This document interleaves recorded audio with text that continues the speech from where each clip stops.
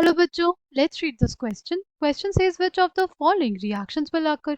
Option A है हमारे पास zinc plus copper sulphate gives us zinc sulphate and copper.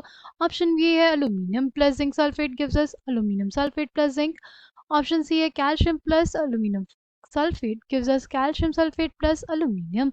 और ऑप्शन डी है all of the above. The key concept for this question is displacement reactions. Displacement reactions हमारे पास तब होते हैं जब हमारे पास प्रेजेंट हो एक मोर रिएक्टिव मेटल और एक लेस रिएक्टिव मेटल का सॉल्ट. राइट. जो मोर रिएक्टिव मेटल होता है, right? जो मोर रिएक्टिव मेटल होता है, यहाँ पे एम लेते हैं, वो डिस्प्लेस कर सकता है लेस रिएक्टिव मेटल को. वो डिस्प्लेस कर सकता है लेस रिएक्टिव मेटल को. जो मोर रिएक्टिव मेटल होगा वो लेस रिएक्टिव मेटल को डिस्प्लेस कर सकता है. ठीक है. यहाँ पे M क्या होगा? मोर रिएक्टिव मेटल होगा. कैसे डिसाइड करेंगे कि कौन सा ज्यादा रिएक्टिव मेटल होगा और कौन लेस रिएक्टिव मेटल होगा? उसके लिए हम लोग देखेंगे कि क्या, उसके लिए हम लोग देखेंगे रिएक्टिविटी सीरीज. उसके लिए देखेंगे हम लोग रिएक्टिविटी सीरीज. तो हमारे पास रिएक्टिविटी सीरीज में पोटेशियम, फिर सोडियम, फिर कैल्शियम, फिर मैग्नीशियम.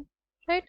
फिर aluminium, we have zinc, then we have iron, then we have tin, lead, we have hydrogen, then we have copper, silver, gold and platinum.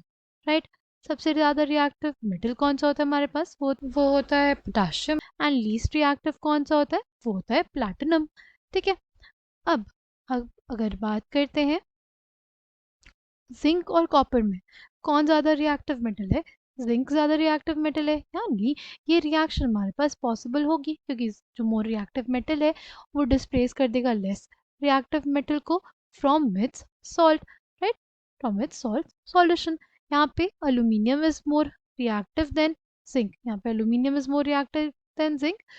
तो aluminium will displace zinc from its salt solution. और अगर बात करते हैं calcium और aluminium की, तो calcium ज़्यादा हमारे पास रिएक्टिव होता है, वो अल्यूमिनियम को डिस्प्लेस कर देगा. यानी ये तीनों ही रिएक्शन क्या हो जाएंगे हमारे पास? पॉसिबल हो जाएंगे. Correct answer for this question will be option D. I hope you understood it well. Thank you and all the best.